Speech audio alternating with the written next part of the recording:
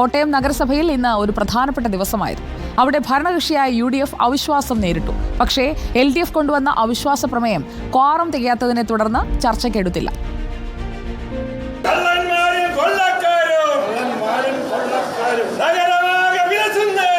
കോട്ടയം നഗരസഭയിൽ 3 കോടി രൂപയുടെ പെൻഷൻ തട്ടിപ്പുമായി ബന്ധപ്പെട്ട വിവാദത്തിലാണ് LDF അവിശ്വാസം കൊണ്ടുവന്നത്.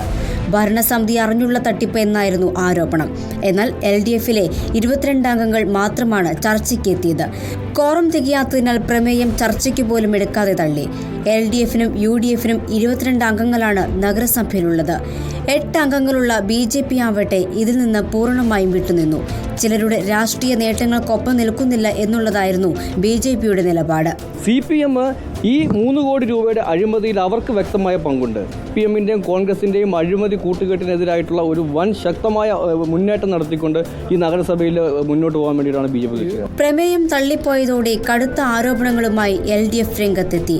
പെൻഷൻ തട്ടിപ്പിൽ നഷ്ടപ്പെട്ട തുക എത്രയെന്ന് പോലും ധാരണയില്ലെന്നും കച്ചവടത്തിന്റെ ഇടത്താവളമായി നഗരസഭ മാറിയെന്നും നഗരസഭാ പ്രതിപക്ഷ നേതാവ് ഷീജ അനിൽ.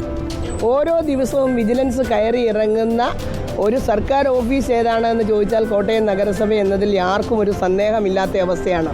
ഒരു പോലീസ് കംപ്ലൈൻറ്റിൽ ഞങ്ങൾക്ക് ഇത്ര രൂപ നഷ്ടപ്പെട്ടു എന്ന് പറയുന്നതിനുള്ള കൃത്യമായ രേഖകൾ പോലും കോട്ടയം നഗരസഭയിൽ ലഭ്യമല്ല എന്ന് പറഞ്ഞാൽ കോട്ടയം നഗരസഭാ ഭരണത്തിന് നേതൃത്വം കൊടുക്കുന്ന ആളുകൾക്ക് ഇതിനകത്ത് ഉത്തരവാദിത്തമില്ലേ?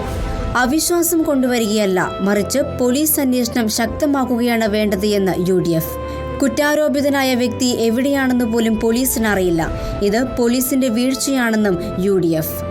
കുറ്റം കാണിച്ചവരെ പിടിക്കുന്നതേയില്ല, നേരെ ജനപ്രതിനിധികളുടെ പിന്നാലെ പായുകയാണ്.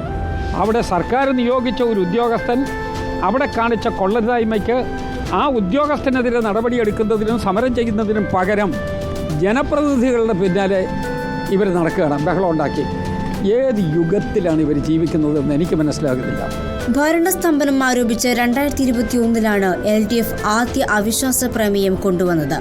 അവിശ്വാസം പാസ്സായെങ്കിലും ചെയർപേഴ്സണും UDFന്റെ സ്വതന്ത്ര അംഗവുമായ ബിൻസി സെബാസ്റ്റ്യനെ ടോസിൽ ഭാഗ്യം തുണച്ചു.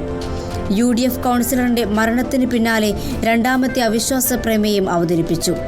ആരുടെയും ഭരണ നേട്ടത്തിന് കൂട്ടുനിൽക്കാനില്ലെന്നു പറഞ്ഞ് BJP മാറിയതോടെ അന്നത്തെ അവിശ്വാസ പ്രമേയം പരാജയപ്പെടുകയായിരുന്നു. റിപ്പോർട്ടർ, കോട്ടയം.